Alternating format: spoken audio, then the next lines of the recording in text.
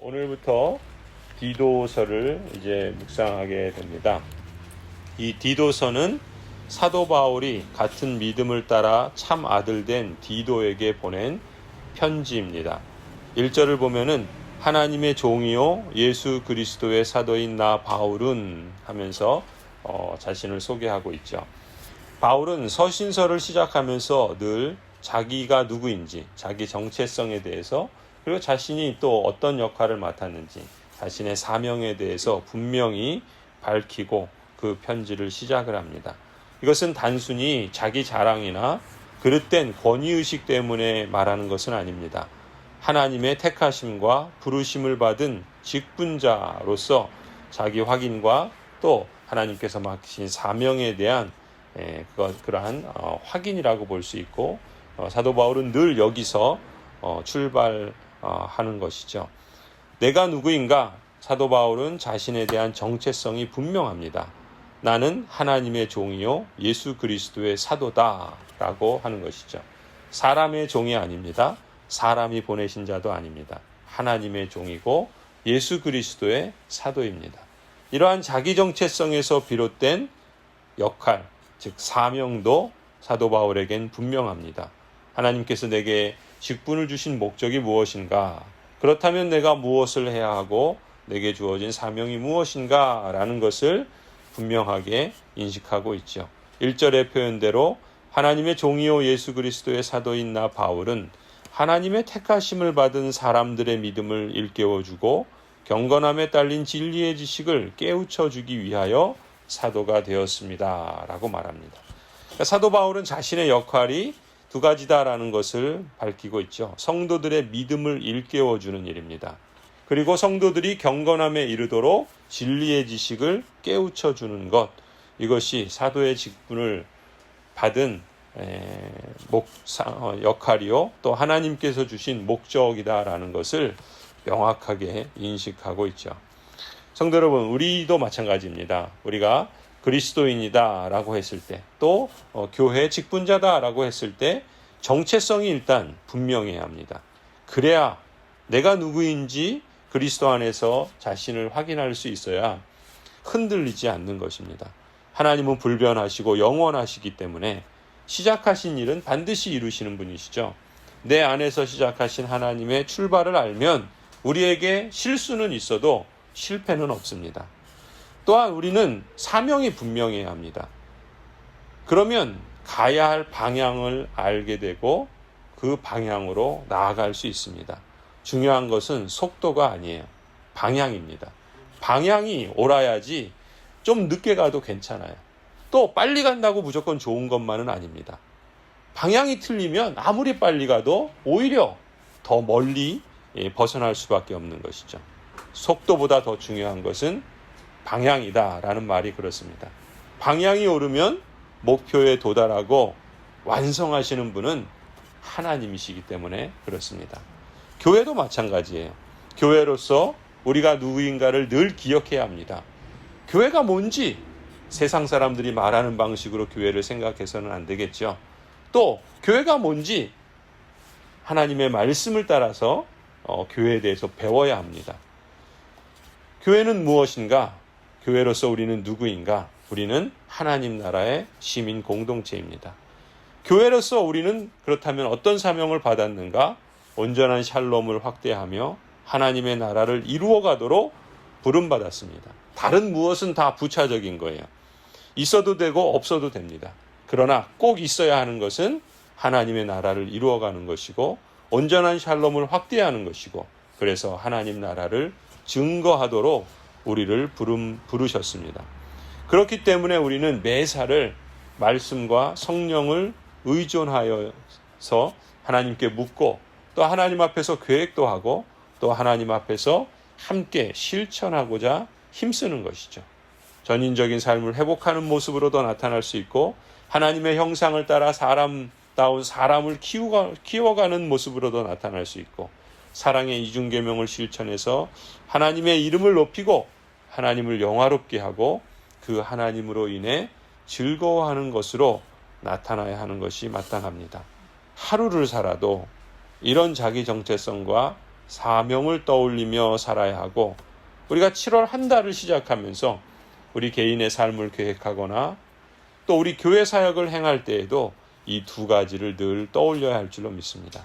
그래서 하나님 앞에서나 사람 앞에서나 신실하게 그리고 성실하게 이 길을 가고자 힘쓰는 것이죠. 바울은 자신이 누구인지 또 어떤 부르심을 받았는지를 늘 의식하면서 살았습니다. 우리가 이러한 의식을 갖고 살아갈 때 거기에는 적어도 두 가지 유익이 있다고 믿습니다. 하나는 우리의 무게중심이 흐트러지지 않고 견고하게 서 있을 수 있습니다. 어떠한 시련이나 유혹이나 공격이 와도 흔들릴 수는 있어도 뿌리가 뽑히지는 않는 것이죠. 그리스도인은 그런 사람입니다. 또 교회는 그렇게 견고합니다. 두 번째 유익은 나에게 주어진 역할과 그 권위는 하나님께로부터 주어진 것이다 라고 명심하는 것입니다. 사람은 대개 지위를 얻고 힘이 생기면 그것으로 다른 사람을 지배하고 자기 마음대로 하려고 하는 부패한 본성이 작동하기 쉽습니다. 주님이 맡겨주신 직분과 권위는 남을 누르고 자기 마음대로 살도록 그렇게 허락하신 권위가 아니죠. 그야말로 하나님의 종입니다. 예수 그리스도의 사도입니다. 이러한 사명은 세상의 지위와는 또 세상의 사고방식과 또 그러한 행태로는 비교할 수 없는 놀라운 영광스러운 특권이죠. 그래서 다른 사람을 세워주고 함께 협력하고 서로를 온전케 하고자 하는 말과 마음과 행동으로 표현하는 것이죠. 그럴 때 그 하나님 주신 특권이 제대로 발휘될 수 있다 믿습니다. 이처럼 하나님으로부터 얻은 자기 정체성과 사명에 대한 인식을 우리는 한마디로 소명의식이라고 부릅니다. 이러한 소명의식, 즉 하나님께서 부르시고 또한 하나님께서 교회의 직분자로 세워주셨다는 이 소명의식을 가질 때 우리는 실수를 하고 시행착오를 할지라도 결코 실패하지 않으며 무엇보다 하나님께서 위에서 부르신 영광스러운 상을 받고자 올바른 방향으로 꾸준히 나아가며 도달할 수 있다 믿습니다. 성도 여러분, 여러분 모두가 이러한 소명의식을 새롭게 하시기를 바랍니다. 소명의식이 뚜렷한 사람은 맡겨주신 직분을 자기 힘으로만이 아니라 늘 말씀의 지혜를 구하고 성령 하나님의 인도하심을 간구하며 바른 방향으로 나아갈 수 있고 또 잘 감당할 수 있으리라 믿습니다. 디도서는 사도 바울이 로마 감옥에서 석방된 후에 쓴 편지로 되게 이해하고 있습니다. 이 편지를 받은 사람은 디도이죠. 그리고 디도가 목회하는 이 그레데 섬에 세워진 교회의 성도들이라고 볼 수 있습니다. 이 그레데 섬은 그리스 남쪽 지중해 중심에 있는 지중해에서 네 번째로 큰 섬입니다. 소아시아와 지금 터키죠. 이 소아시아와 유럽을 연결하는 중요한 섬이기도 합니다. 고대 그리스 문명이 꽃피웠던 미케네 문명의 중심지였다라고도 합니다. 사도 바울이 그곳에서 목회하는 디도에게 편지를 쓰고 있고 또 그 편지를 쓴 목적을 3절부터 기록하고 있죠. 3절부터 5절입니다. 하나님께서는 제때가 되었을 때 하나님의 이 약속의 말씀을 사도들의 선포를 통하여 드러내셨습니다. 나는 우리의 구주이신 하나님의 명령을 따라 이것을 선포하는 임무를 맡았습니다. 나는 같은 믿음을 따라 진실한 아들이 된 디도에게 이 편지를 씁니다. 하나님 우리 아버지와 우리 구주 예수 그리스도께서 내려주시는 은혜와 평화가 그대에게 있기를 빕니다. 내가 그대를 크레타에 남겨둔 것은 남은 일들을 정리하고 내가 지시한 대로 성읍마다 장로들을 세우게 하려는 것입니다. 이 디도는 헬라인이었습니다. 그러니까 이방인이죠. 헬라인에서 이제 그리스도인으로 개종한 이방인 개종자입니다. 그리고 바울의 신뢰를 받은 형제이죠. 그래서 4절에 보면은 디도를 향하여 바울은 나의 진실한 아들이다 라고 부르기도 합니다. 바울은 이처럼 디도를 나의 참아들, 나의 형제, 나의 동료, 나의 동역자라고 부르면서 그렇게 편지를 쓰지요. 또 고린도후서에 보면은 디도는 바울과 고린도 교회의 긴장된 그러한 관계를 개선하는데 도움을 준 동역자이기도 합니다. 바울은 이제 디도를 이 크레타 섬에 머물러 두게 하면서 이 크레타 섬에서 목회를 하며 크레타 섬에 있는 여러 도시들을 다니면서 그곳에 또 한 교회를 세우고 그 교회에 또 장로들을 세우는 것을 주된 역할로 그를 남겨두었던 것입니다. 말하자면 사도 바울은 디도를 통해서 교회의 직분자를 세우고 또 교회를 세워가는 그 사역들을 위임했던 것이죠. 일찍이 에베소 교회에는 디모데를 세웠습니다. 그래서 디모데가 에베소 교회의 사역자로서 목회를 했고 또 이제 그레데 섬, 이 크레타에서는 새로운 전도자인 디도를 사역자로 세우는 것입니다. 이 동역자를 세우는 것은 참 중요합니다.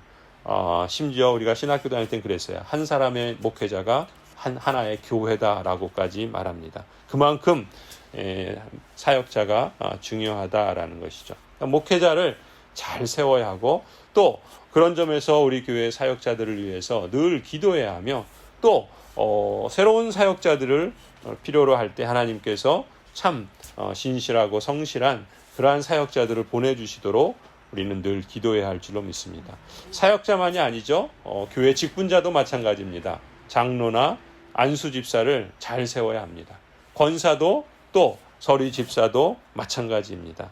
사도 바울은 6절부터 이 직분자를 세우기 위한 자격 요건을 안내하고 있죠. 이 직분자에게 중요한 자질은 우리가 이제 그 6절부터 보시면은 무엇보다도 그 사람의 성품이 중요합니다. 일상에서 또 인간관계 속에서 드러나는 삶의 태도가 중요합니다. 교회를 얼마나 오래 다녔냐, 또 교회에서 얼마나 열심히 일을 했느냐, 물론 그건 기본적인 요건이에요. 그런데 더 중요한 것이 있습니다. 반드시 점검해야 할 것이 있어요. 그 사람의 성품이 어떤지, 그 사람이 일상에서 어떻게 살아가는 사람인지, 그리고 다른 사람과의 관계 속에서 그 사람의 삶의 태도가 무엇인지를 우리는 잘 알아야 합니다. 그래서 교회에 나온 지 얼마 안 된 사람을 직분자로 세우지 않는 이유는 바로 그러한 이유죠. 함께 지내면서 함께 신앙생활을 하면서 그 사람에 대해서 자연스럽게 알아가고 무엇보다 이 말씀의 요건들을 보면서 이 사람을 교회 직분자로 세움이 합당한지를 우리가 함께 하나님 앞에 묻는 것입니다. 그 6절부터 표현되는 그 표현을 보면은 장로라는 말도 나오고 감독이라는 말도 나와요. 그러면은 이것이 다른 것인가? 그렇지 않습니다. 장로나 감독은 다 같은 직분을 가르치는 용어입니다. 장로라는 말은 유대교적인 배경을 갖고 있는 거예요. 유대인들은 구약에서도 그 백성들 그 지파들마다 장로들이 있었죠.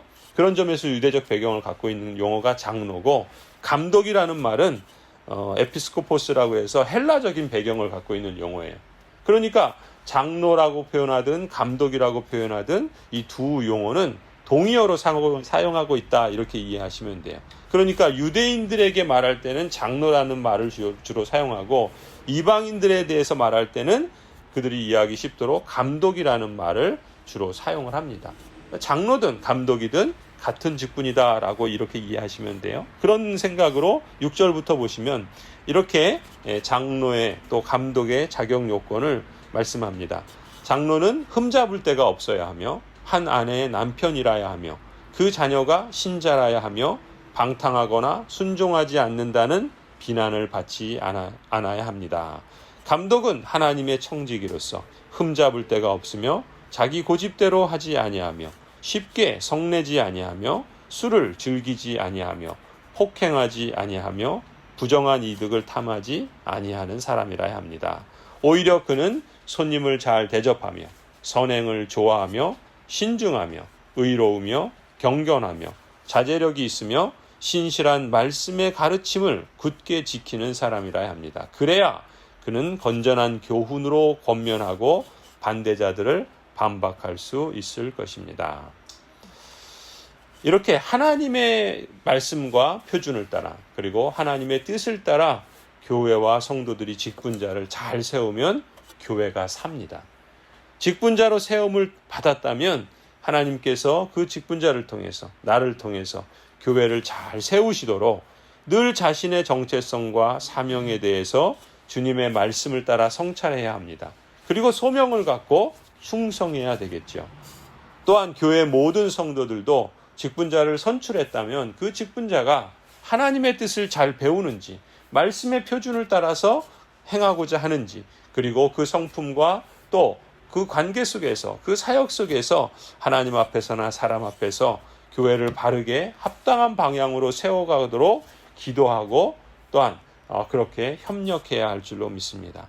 이것이 바로 동역이다라는 것이죠. 그리스도의 몸을 세워가는 하나님의 은혜로우신 방법이 바로 동역입니다. 우리 교회가 이 귀중한 일을 함께 기도하고 모두가 함께 충성할 수 있기를 간절히 축원합니다.